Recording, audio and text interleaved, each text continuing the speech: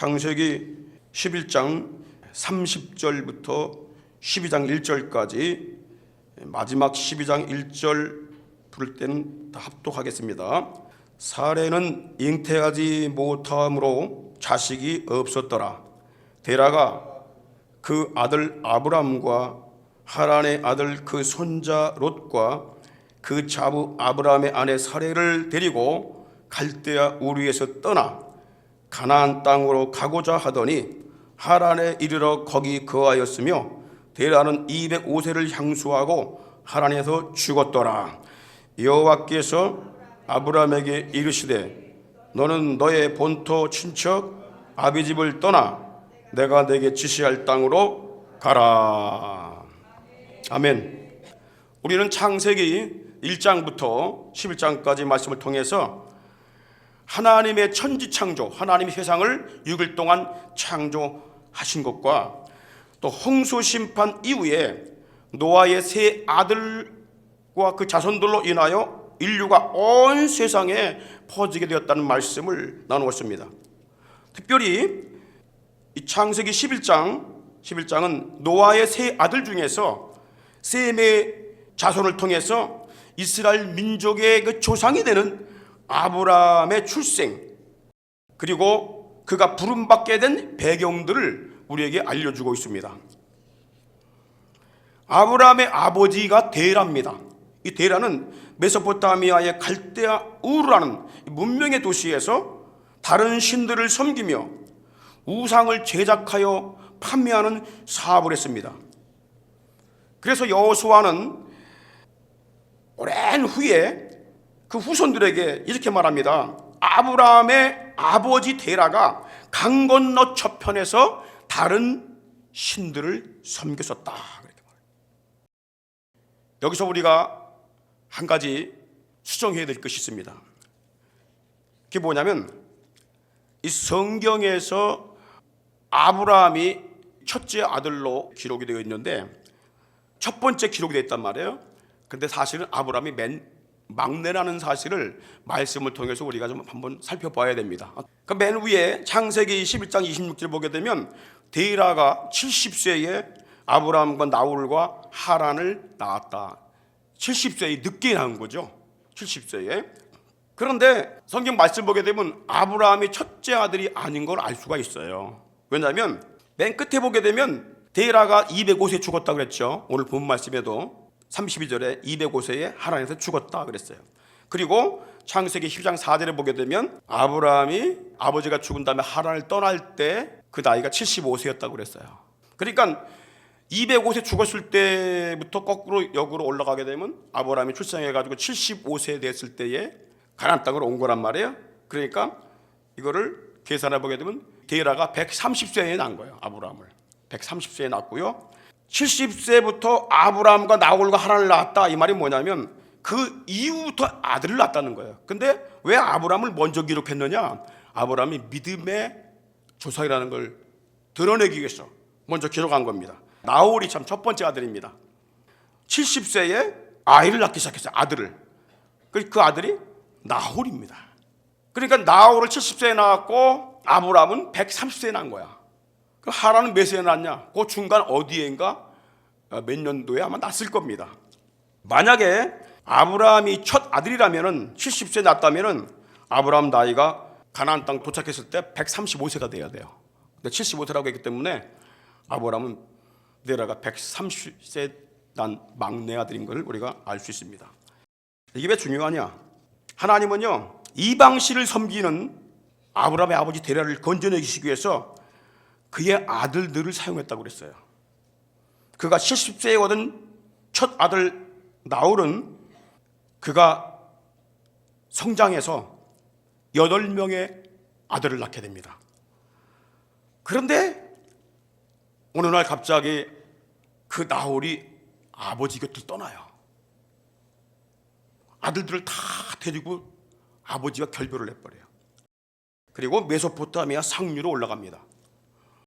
둘째 아들 하란을 낳거든요. 하란도 3남매를 낳고 아버지보다 먼저 죽어요. 그 데라는 대를 이을 자식이 없었어요.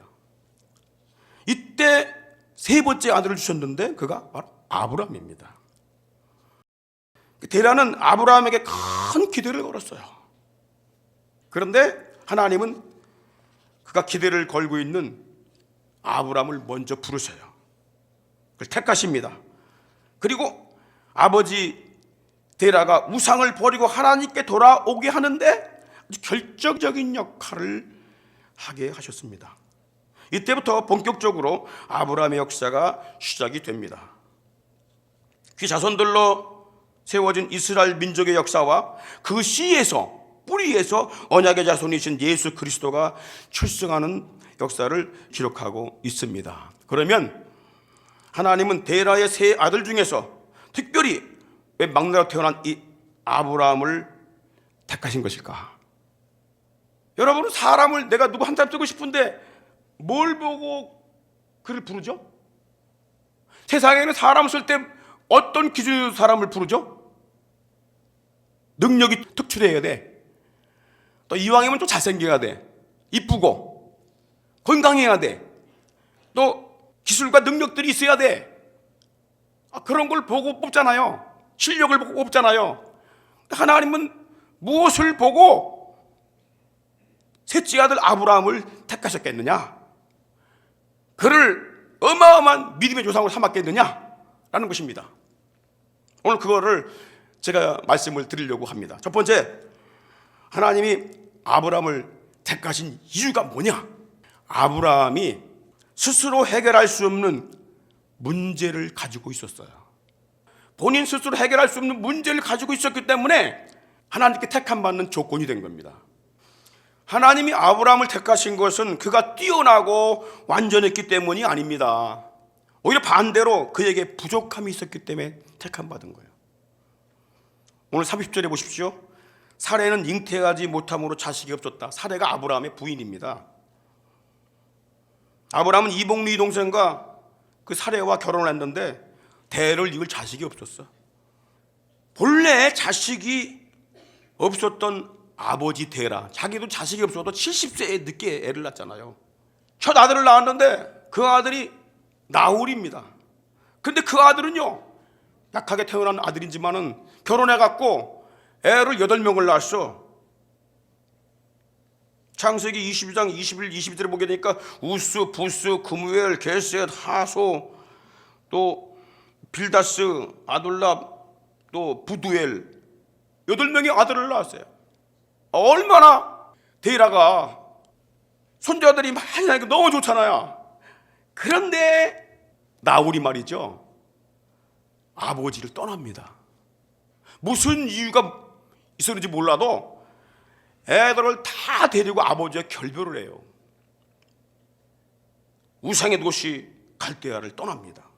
그리고 메소포타미아 상류 저 위쪽으로 올라가 하란에 정착을 하게 되고 거기서 나홀이란 자기 성을 건립합니다.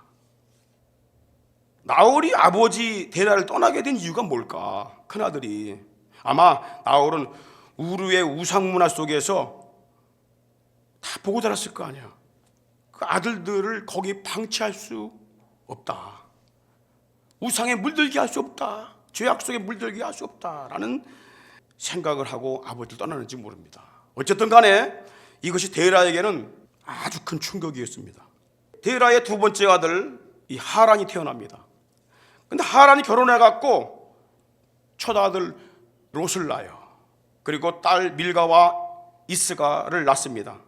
그런데 불행하게도 이 하란은 아버지 자기보다 먼저 메소포타미아에서 세상을 떠났습니다. 이것이 데라에게 더 큰 충격이었어요. 데라는 가문을 이을 아들이 없었어요. 그러다가 데라가 130세가 되던 해에 세 번째 아들을 낳았는데 그 아들이 바로 아브람입니다. 너야말로 우리 가문을 명예롭고 존귀하게 세울 아들이다. 그래서 그 이름을 아브람이라고 지은 거예요. 아브람이라는 말은 존귀한 아버지 그 뜻이에요. 아니 그래 애들 이름을 아버지라고 짓습니까? 존귀한 아버지라고? 그만큼 기대를 크게 걸었던 겁니다. 근데 아브라함이 사레와 결혼했는데 이 아브라함도 애를 못 낳네. 사례가 애를 못 낳아요. 가문의 대를 이을 사람이 없어. 우리가 나중에 창세기 10장에서 알 수 있듯이 아브라함이 겨우 100세가 돼갖고 애를 낳잖아. 얼마나 힘들었겠어요, 그 생이. 데라도 그랬지만은 아브라함도 가문을 이어갈 자식이 없었습니다. 당시에 가문의 대를 이어갈 자식이 없다는 건 보통 문제가 아닙니다. 그래서 막 부인을 또 얻고 막 몇 명씩 막 얻는 거예요. 왜? 이 애가 나가서 저 전쟁에 나가 죽을 수도 있어. 하나님은 이 자식 하나 없는 아브라함을 부르십니다. 그리고 충격적인 말씀을 주세요. 내 본토 떠나라. 내가 지시한 땅으로 가면은 너에게 큰 민족을 이루게 하겠다. 자손을 주고 민족을 이루게 하겠다. 바다의 모래와 하늘의 별처럼 그의 자손을 번성케 해주시겠다. 이 약속을 주십니다. 하나님은 아브라함이 스스로 해결할 수 없는 문제를 가지고 있었을 때에 그를 부르신 겁니다. 자녀가 많은 나후를 부른 게 아니에요. 하나님이 아니면 도무지 해결될 수 없는 문제를 안고 있을 때 그를 부르신 거예요. 이것이 하나님이 사람을 택하시고 부르시는 첫 번째 조건입니다. 세상적인 방법과는 정반대입니다. 예를 들어볼까요? 여러분, 다윗이 하나님의 택하심을 받아서 이스라엘 두 번째 왕이 됩니다. 다윗은 이스라엘 왕 될 자격이 전혀 없었어요. 왕이 되려면 사울 그 가문이 왕이 돼야 돼요.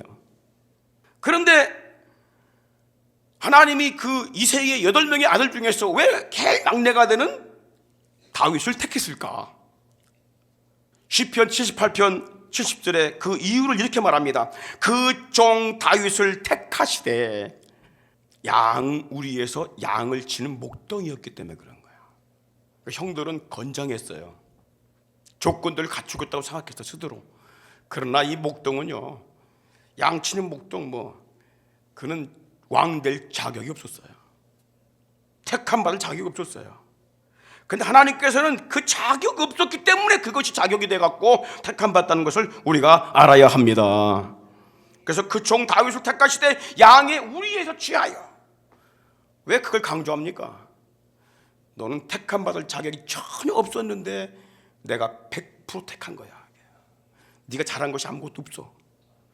조건도 없고 출생적으로 가문적으로 넌 자격이 아무도 없는 사람이었어. 내가 택했어. 넌 그래서 이것이 은혜인 걸 알아야 돼. 할렐루야.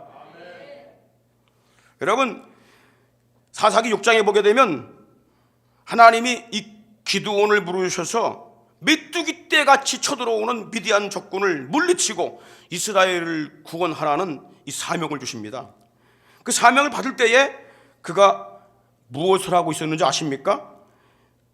사사기 6장 11절에 보니까 포도를 따서 재가지고 밟아서 물을 내는 그 포도즙 틀이 있어요. 막 구덩이. 거기에 숨어가지고 몇 주먹 쥐고 그거 훑고 있었단 말이야. 훑고 타작하고 있었다고 그랬어요. 훑고. 이게 뭘 얘기하냐면, 여러분, 이 미디안 군사들이요, 여러 나라와 연합을 해갖고 이스라엘 민족을 짓밟는데 농사만 되면 다 뺏어가는 거야. 먹을 게 없어. 그래도 다른 집들은 숨겨놓은 음식들이 있었지만은 기드온은요, 당장 먹을 양식이 없어. 그래서 몰래 구덩이 들어가서 그 이삭 있는 거를 털어갖고 그걸 빠먹으려고 그렇게 하고 있는 중에 있단 말이야. 얼마나 여러분 가난한지 그걸 우리가 알 수 있는 거예요. 당장 먹고 살기 힘들어. 다음엔 뭘 먹고 살 거야? 그런데 이때 하나님께서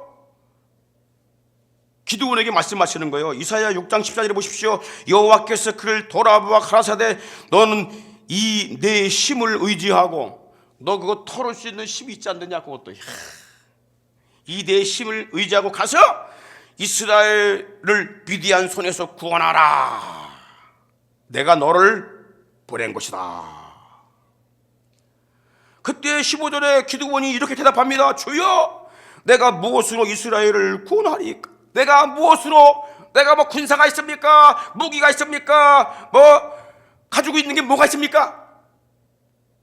보소서, 나의 집은 므낫세 중에서, 므낫세라는 지파가 있잖아요. 12지파 중에 므낫세 지파 중에서 극히 약하고 가장 작은 지파라는 거야. 그리고 나는 내 아비 집에서 제일 작은 이다. 제일 작다는 거야. 제일 힘이 없다는 거야. 가장 약하고 가장 작은 나를 왜 부르십니까? 하나님께서 이렇게 말씀하세요. 16절에 여호와께서 그에게 이르시되 내가 반드시 너와 함께하리니 내가 미디안 사람 치기를 한 사람 치듯 하리라. 할렐루야. 아무리 약하고 부족하고 아무리 자격이 안 돼도 하나님이 함께 하시면은 당할 자가 없는 것입니다. 하나님은 므낫세 지파 중에서 가장 약하고 아비 집에서도 제일 작은 기드온을 택하셔서 메뚜기 떼처럼 많은 미디안 군사들을 치고 이스라엘을 구원하게 하셨습니다. 하나님은 자격과 특권이 없는 자를 부르셔서 그분의 위대한 일을 행하게 하시는 분이신 걸 우리가 알아야 합니다. 하나님께서 이스라엘 백성들을 택했습니다. 왜 택했는지 이유를 말하십니다. 그 많은 민족들이 있었는데 왜 하필이면 이스라엘 민족을 택했을까? 하나님 이스라엘 백성들을 선민으로 지명하신 것도 그들이 강하고 숫자가 많아서 그런 것이 아닙니다. 반대로 수요가 적었기 때문에 택한 것이라고 말씀하고 있어요. 신명기 7장 7절 보십시오. 여호와께서 너희를 기뻐하시고 너희를 택하심은 너희가 다른 민족보다 수요가 많기 때문이 아니라 너희는 모든 민족 중에 가장 적기 때문이었다. 할렐루야. 하나님이 사람을 택하시는 기준을 알아야 됩니다. 아브라함도 100세까지 아이가 없었어요. 치명적인 결점을 갖고 있었단 말이에요. 이삭도 결혼했는데 애를 못 낳아 20년 동안. 60세에 겨우 하나 낳았는데 쌍둥이를 낳았어. 에서와 야곱. 그 중에 하나님께서 이 야곱을 택해요. 그래서 야곱이 12아들을 낳고 사는데 12아들이 얼마나 문제가 많은지 몰라요. 심각한 문제 갖고 있어요. 다 이복 아들들이야. 그런데 그 아들을 12지파로 형성을 시켜가지고 12지파가 됐는데 그것도 가장 왕정 국가가 늦게 된 이스라엘을 만드신 거야. 다른 나라는 다 왕정 국가인데 이스라엘이 왕이 없어. 하나님께서 왜 이렇게 약하게 된 자들을 택하시는 것일까? 지혜 없는 자, 지식 없는 자, 재물 많은 자 택하면 안 되고, 능력 많은 자 택하면 안 됩니까? 지혜로운 자 택하면 안 돼요? 강한 자 택해가지고 일하시면 안 돼? 권력과 권세 있는 자 택해가지고 일하시면 안 되냐고요. 근데 그건 하나님 방법이 아니라는 거야. 그럼 왜 약한 자를 택하신 것일까요? 오늘 이 말씀 듣고 여러분 하나님의 큰 위로가 임하기를 축원합니다. 고린도전서 1장 26절 보십시오. 고린도 교인들에게 그렇게 말씀하시는 거예요. 형제들아, 너희를 부르심을 보라. 너의 육신적으로 보니까 지혜 있는 자가 많지 않구나. 교인들 중에 그렇게 지혜 있는 자가 많지 않다는 거예요. 나중에 보면요, 그 교인들이 왜 이렇게 싸우는지 몰라. 고린도 교인들이 막 서로 막 고발하고 쌈박질하고 음란하고 막 이런 문제거리 심각한 교인들이요. 육체를 따라 지혜 있는 자가 많지 아니하며 능한 자가 많지 아니하며 문벌 좋은 자가 많지 않다. 학벌 좋은 자가 많이 없다고 했어요. 그럼 왜 이런 자를 택하시나 하나님께서? 27절 28절 보십시오.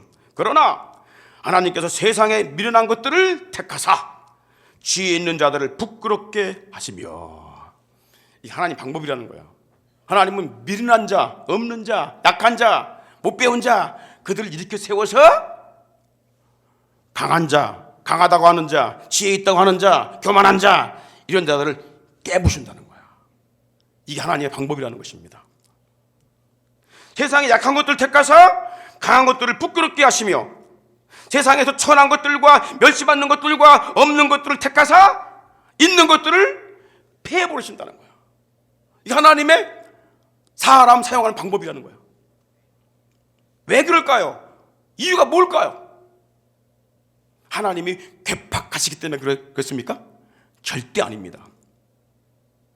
인간의 교만을 막기 위한 것입니다. 29절 보십시오. 다 같이 시작. 이는 아무 육체라도 하나님 앞에서 자랑치 못하게 하려 함이라. 할렐루야. 이게 하나님의 방법이에요. 내 능력 있고 내 지식 있고 내가 뭐 많이 배우고 내가 뭘 해가지고 했다 그러면은, 내가 그래도 이만큼 내가 알아서 그런 거야, 내가 이만큼 능력 있어 그런 거야, 자기 자랑을 해내요. 하나님의 영광을 지가 뺏어가. 일부를 뺏어가든지 다 뺏어가든지 나중엔 지가 거기 올라가. 이게 인간입니다. 그런데 아무 자격이 없어. 그런데 그 일이 이루어졌어. 네가 한 것이 아니라 하나님이 하신 거다, 그 말이에요. 그러면 뭐 배운 자, 능력 있는 자, 권세 있는 자, 이런 자들은 뭐 그럼 쓰임 받지 못합니까? 쓰임 받을 수 있습니다. 겸손해지면 되는 거야. 내가 가진 지식은 아무것도 아닙니다. 내가 가진 능력 아무것도 아닙니다. 요즘에 트럼프가 쓰임 받는 이유가 있습니다. 한국 사람들 지금 불법으로 간 사람들 지금 막 벌벌 떨고 있어요. 불법 체류자들 다 쫓아낸다고 하니까. 세계가 요동칩니다. 왜 하나님께서 트럼프 추진 아십니까? 처음에 그가 이렇게 쓰임받을 일꾼이 아니었어요. 사업가입니다. 결혼도요 3번 했어. 이혼 2번 하고. 근데 어느 순간에 그가 하나님 만났어. 주님 만났어요. 그가 대통령이 된 다음에 제일 먼저 한 얘기가 뭐냐, 이겁니다. 이 나라 대통령은 내가 아닙니다. 내가 아닙니다. 저 하늘에 계신 예수 그리스도이십니다. 여러분, 그렇게 고백하는 대통령 봤습니까? 그런 왕이 있습니까? 그러니까 하나님께서 이 트럼프를 사용하시는 거예요. 세계를 휘어잡게 만드시는 거예요. 하나님 손에 붙들려야 합니다. 내가 좀 가지고 있다고, 내가 좀 뭐 권세가 있다고, 내가 좀 성공했다고, 그런 사람은 쓰임받지 못합니다. 겸손해야 돼요. 저는 아무것도 알지 못합니다. 하나님 앞에 무지한 사람입니다. 하나님께 쓰임받게 돼 있어요. 우리는 왜 하나님이 연약한 우리를 택하시고 부르시는지를 알아야 합니다. 우리 스스로는 도무지 세상을 이길 수 없습니다. 능가할 수가 없습니다. 우리가 할 수 있는 것이 많은 것 같지만 무엇을 할 수 있습니까? 죄를 이길 수가 있나요? 죽음을 이길 수 있나요? 갑작스러운 재앙을 멈출 수가 있나요? 눈으로 보이지 않는 미세 바이러스나 암균도 이기지 못하고 죽는 것이 인간입니다. 우리가 택함받고 부름받은 것은 예수 그리스도가 아니면, 하나님이 아니면 절대 해결할 수 없는 치명적인 문제들을 안고 있기 때문에 우리가 택함받고 부름받은 것을 힘을 믿으시기를 바랍니다. 아멘. 할렐루야. 아멘. 내가 유능해서 부름받은 게 아니에요. 건강해서 부름받은 게 아니에요. 주님이 아니면 해결할 수 없는 문제를 안고 있기 때문에, 그 문제를 해결할 수 있는 분은 주님밖에 없다라는 것을 아는 사람이 쓰임받게 되는 거야. 두 번째로 아브라함이 쓰임받게 된 이유가 뭐냐? 영광의 하나님을 만났기 때문입니다. 아브라함이 메소포타미아 갈대아 우르에 있을 때에 하나님이 그를 부르셨습니다. 사도행전 7장 2절 3절에 보니까 스데반이 가로되 여러분 부영들이여 들으소서, 우리 조상 아브라함이 하란에 있기 전 메소포타미아에 있을 때에 영광의 하나님이 그에게 보여 가라사대 내 고향과 친척을 떠나 내가 내게 보일 땅으로 가라 하시니, 아브라함의 아버지 데라는요 이 아브라함에게 우상사업을 물려주려고 했을지도 모릅니다. 그때 영광의 하나님이 아브라함을 택하여 부르시고 만나주시고 메소포타미아 이 고향 갈대아 우르를 떠나라 명하셨습니다. 아비 집과 친척이 있지만은 우상의 땅을 떠나라는 것입니다. 당시에 갈대아 우르는 수메리인과 바벨로니아인, 갈대아인, 구스 함족이지요. 그리고 약간의 아라비아인들이 거주하는 이교도 큰 성읍이었습니다. 도시 중앙에는 지구라트가 어마어마하게 자리 잡고 있습니다. 그 꼭대기에 성전이 있어요. 우상과 거짓신들을 섬기는 성전과 이방 제사장들이 활개를 치고 있는 도시였습니다.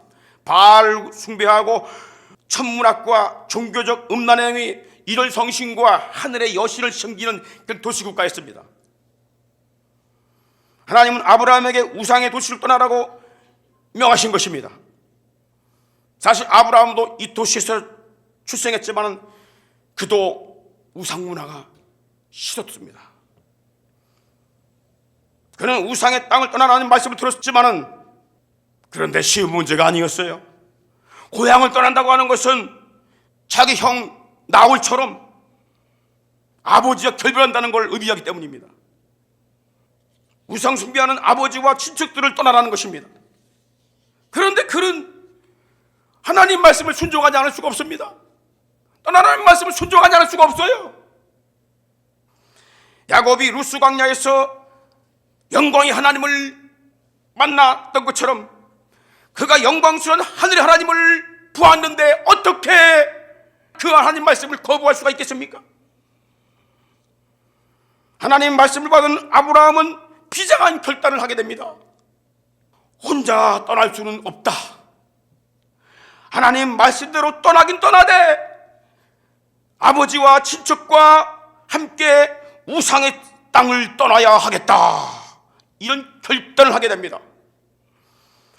아브라함의 결단은 아버지와 친척들로 하여금 모든 우상을 버리고 하나님께 돌아오게 하여 함께 떠나겠다는 결단입니다.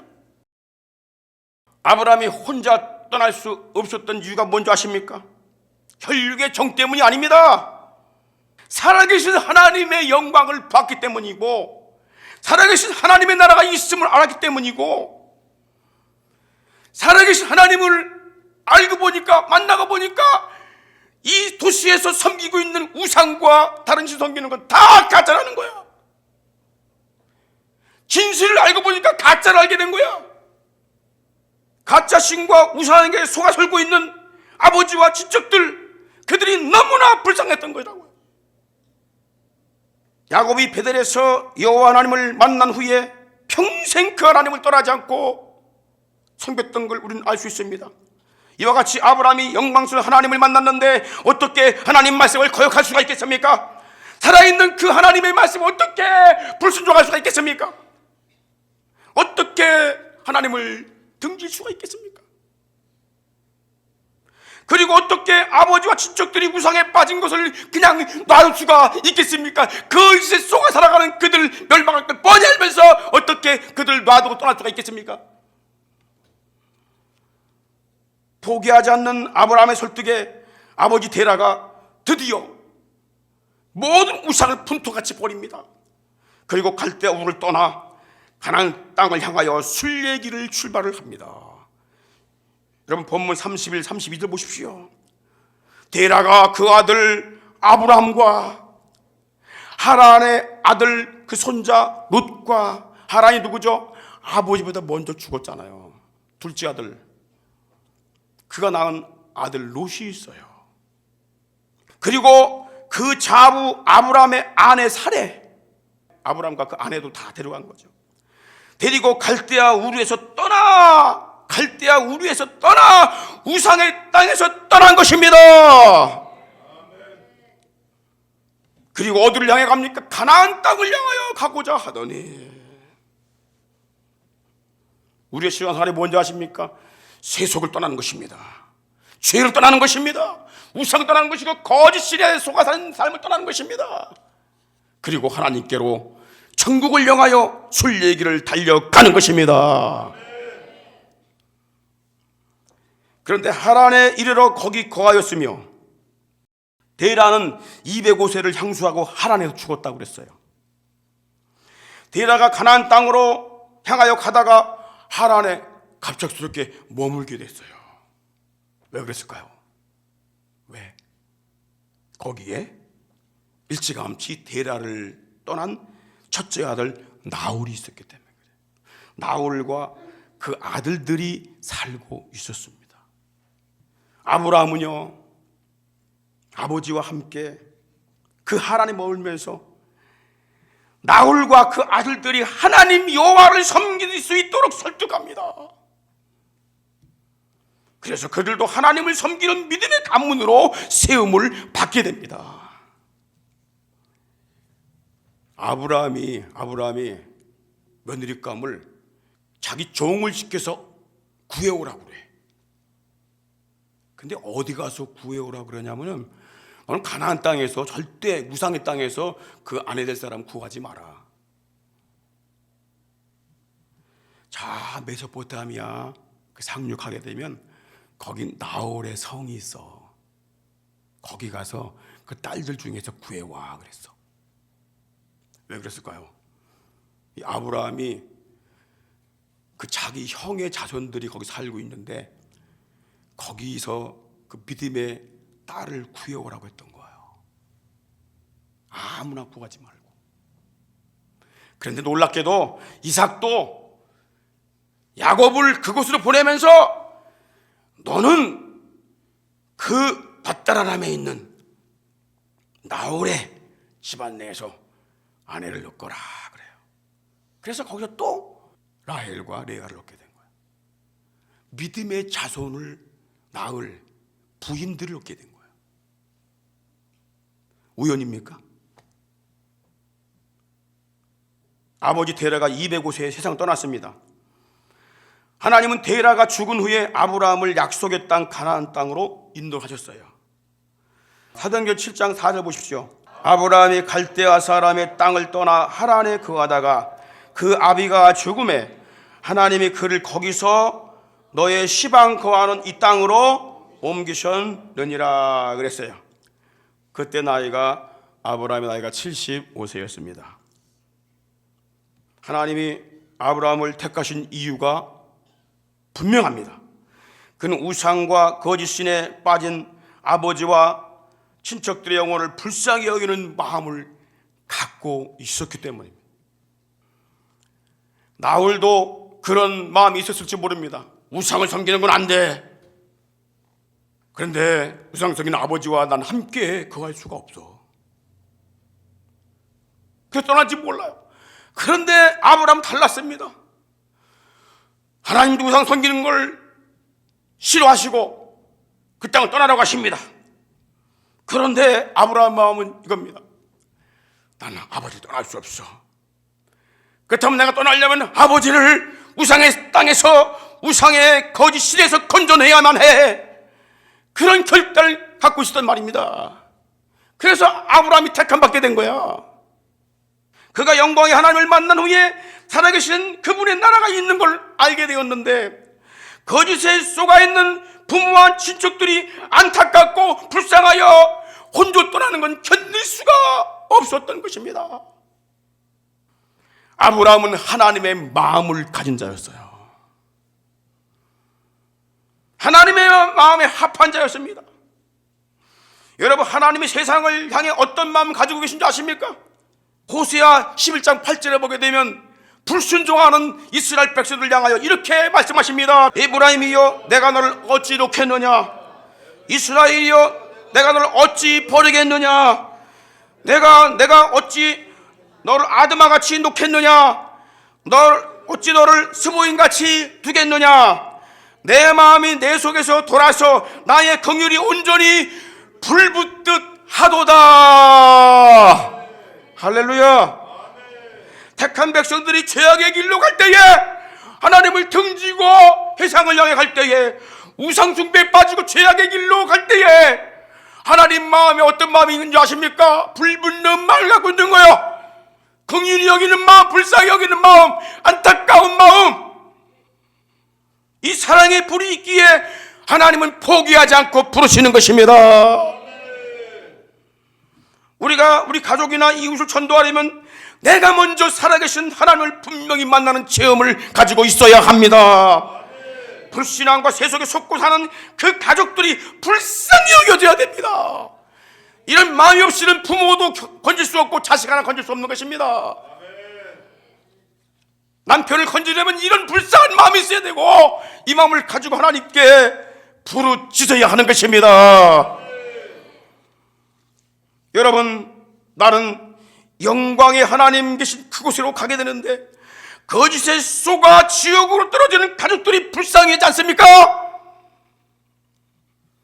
그 자식들이 쏘가 살다가 영원한 지옥불로 가다 생각할 때에 견딜 수가 있습니까? 하나님을 모르는 영혼들에 대한 불쌍함이 느껴질 때에 그 영혼들을 이끌어낼 수 있는 줄 믿으시기를 바랍니다. 이것이 하나님 아버지의 마음입니다. 마지막으로 아브라함은요, 포기하지 않는 희생정신을 갖고 있었습니다. 아버지 데라가 하란에서 세상을 떠난 후에 하나님이 아브라함을 다시 부르셔서 너 내가 명하는 가나안 땅으로 가라. 그때에 아브라함이 일찍 세상을 떠난 둘째 형 하란이 낳은 아들이 있는데 그 롯을 데리고 함께 떠납니다. 그래서 가나안 땅에 정착하게 됩니다. 그런데 양떼가 둘 다 너무 많으니까 서로 싸우게 돼서 갈라지게 됐어요. 아브라함과 헤어진 이 조카 롯은요, 세속에 이끌려서 소돔성에 정착을 했습니다. 하나님을 믿고 있는 이 롯이 세속에 빠져서 음란의 도성 소돔성에 정착을 한 것입니다. 그런데 메소포타미아 저 위에 아브라함이 본래 살고 있던 그쪽 지역에 엘람 부족이 있습니다. 엘람 부족은 누구냐면 노아의 장자인 셈의 첫째 아들이 세운 나라입니다. 그 나라 왕인 그돌라오멜이 세 나라 왕들과 함께 연합을 해서 롯이 살고 있는 소돔과 고모라 성을 공격해 왔습니다. 그래서 사람들과 가축들을 다 잡아갔는데 그 중에 롯도 함께 잡혀갔어요. 이 소식을 들은 아브라함은 집에서 훈련시킨 318명의 종들을 데리고 몇몇 동맹자들과 함께 다메섹까지 쫓아 올라갑니다. 바다나람 그 밑에까지 쫓아 올라가서 적군들을 막 급습해서 조카 롯을 그리고 포로들을 가축들을 다 찾아옵니다. 이게 아브라함이 어떤 마음 가졌냐면요, 조카 롯 내가 여기까지 데려와갖고 신랑을 갖게 했더니 이놈이 버르장머리 없이 계산 때문에 싸우더니 헤어진 다음에 또 우상 섬긴 땅으로 가? 에이, 배은망덕한 놈. 뭐 그렇게 생각하고 그냥 모른 척 할 수도 있어요. 그런데 당신 조카 롯이 저 엘람 부족 군사들이 잡혀갔습니다. 이 소식을 듣는 순간에 318명 훈련시킨 그 하인들 데리고 몇몇 동맹자를 데리고 밤에 쫓아갑니다. 아브라함은 포로로 잡힌 롯 한 사람을 구하기 위해서 목숨을 걸고 싸운 것입니다. 이것이 끝이 아닙니다. 소돔성인 동성의 죄악으로부터 더 이상 회생이 불가능한 단계에 왔을 때에 하나님께서 유황불로 성들을 멸하시려고 천사들을 보냈습니다. 이 소식을 알은 아브라함이 그 한 천사에게 부르셨습니다. 이 성읍에 몇십 명의 의인들이 있다면 이 성을 멸망시키겠습니까? 혹시 있을지 모르니까 멸망시키지 마십시오.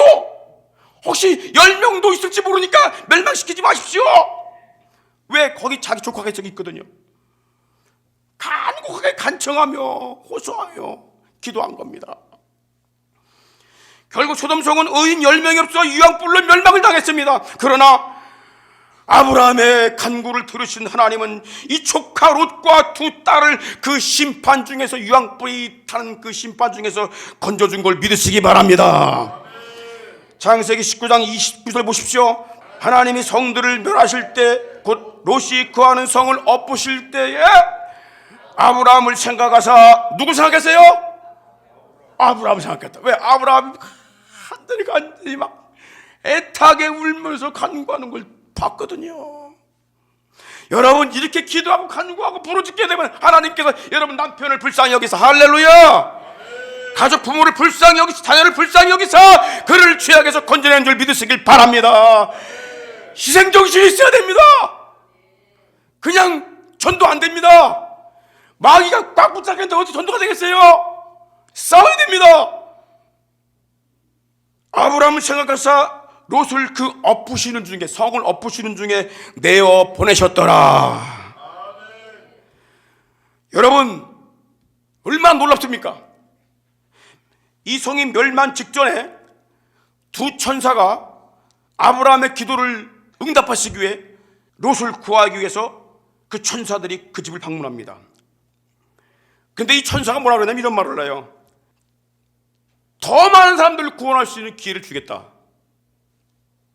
성중에 네 사위나 네 자녀나 그에 속한 자들을 다 성 밖으로 끌어내라. 이것이 하나님 아버지 마음이야. 하나님은 멸망발자와 구원발자를 정해놓은 게 아닙니다. 창세기 19장 12절 보십시오. 그 사람이 롯에게 이르되 이외에 내게 속한 자가 또 있느냐? 내 사위나 자녀나 성중에 내게 속한 자들을 다 성 밖으로 이끌어내라. 그래서 롯이 바깥에 나가가지고 아는 친구를 찾아가가지고 또 아는 지인 찾아가가지고 심지어 그 두 딸이 있었는데 두 딸과 정혼해갖고 결혼할 자 잡아놨는데 그 정혼한 두 사위에게 가가지고도 야, 이 성이 멸망 나간다. 우리가 같이 떠나자. 아유, 장인들은 무슨 농담을 이렇게 하세요? 농담으로 여겼더라 그랬어. 아무리 애를 써도 오질 않아. 이 땅이 멸망한다고 아무리 외쳐도 오질 않아. 세상이 너무 좋아. 죄가 너무 좋아. 우리가 지금 그런 세상에 살고 있다는 걸 우리가 알아야 합니다. 우리는 아버지 마음을 품어야 돼요. 하나님의 마음을 품어야 됩니다. 우리는 죄악과 세속의 문화에서 속히 떠나야 할 줄 믿습니다. 죄에서 떠나야 됩니다. 할렐루야.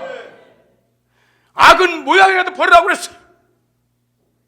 거짓과 폭력의 난무한 세상 속에, 음란과 포악의 횡포 속에서 동조하지 말고 떠나야 됩니다. 할렐루야.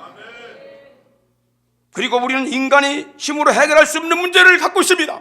그렇기 때문에 더욱더 우리는 하나님을 의지하고 붙잡는 믿음이 필요한 것입니다. 사도 바울은요, 로마서 9장 1절 이하에 보니까 내 자신이 버림받을지라도 내 혈육이 구원받기를 원한다고 그렇게 간곡하게 말씀하고 있습니다.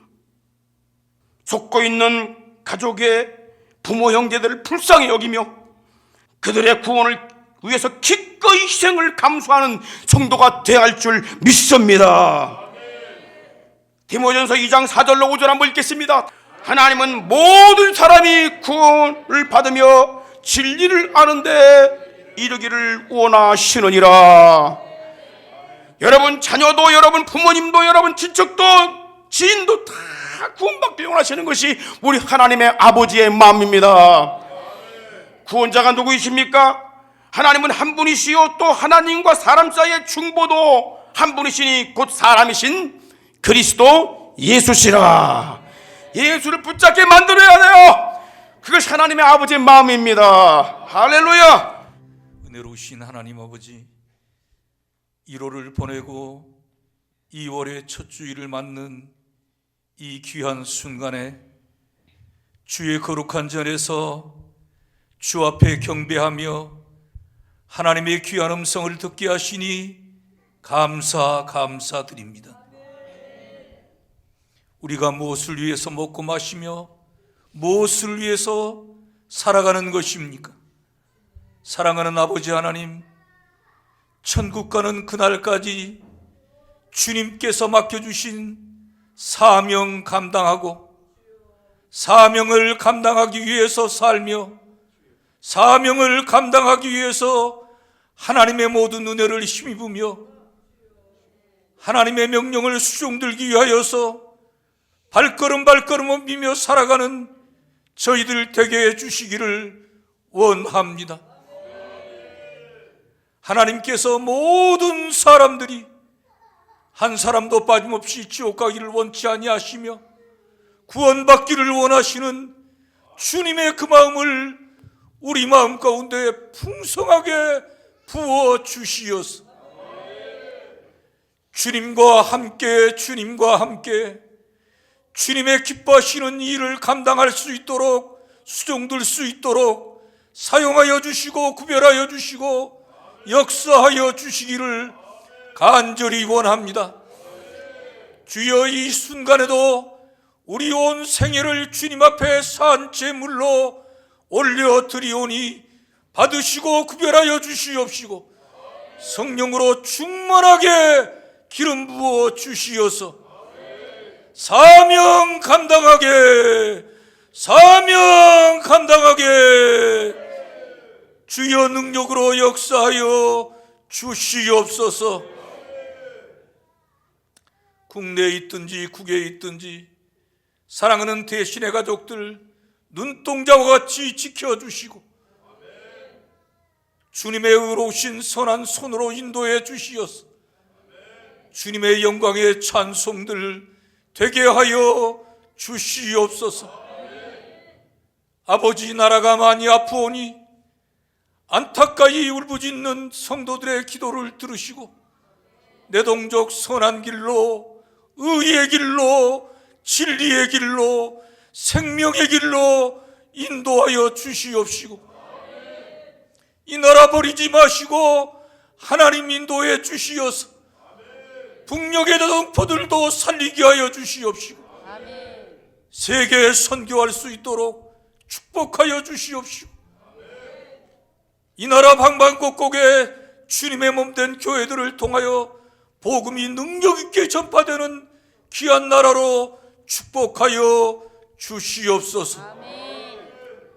지금은 우리 구주 예수 그리스도의 그 신은혜와 하나님 우리 아버지의 극진하신 사랑하심과 성령님의 감동 감화 충만 교통하심이 사랑하는 우리 모든 대신의 가족들 심령 가정들 사역과 산업들 위에와 이 땅에 주의 피로 사신 모든 교회들 위에와 5대양 6대주에 파송받아 피 묻은 십자가 복음 증거하며 주님 오실 길을 예비하고 있는 우리의 동역자 모든 선교사님들 위해 이제로부터 영원토록 함께 있을지어다. 아멘.